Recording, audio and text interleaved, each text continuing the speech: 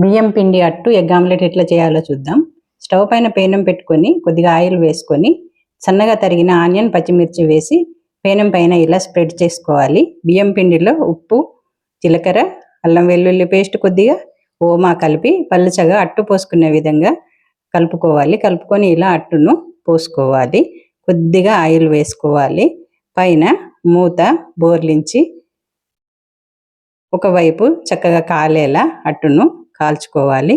తర్వాత ఎగ్గులో మనం ఉప్పు కారం కలుపుకొని రెడీగా ఉంచుకోవాలి. పెనం వైపు అట్టు కాలిన తర్వాత మనం ఉప్పు కారం కలిపెట్టుకున్న ఎగ్ మిశ్రమాన్ని పైన పోసి అట్టు మొత్తం స్ప్రెడ్ చేసుకొని కొద్దిసేపు కాలనిస్తే ఎంతో టేస్టీగా ఉండే అట్టు ఎగ్ ఆమ్లెట్ రెడీ.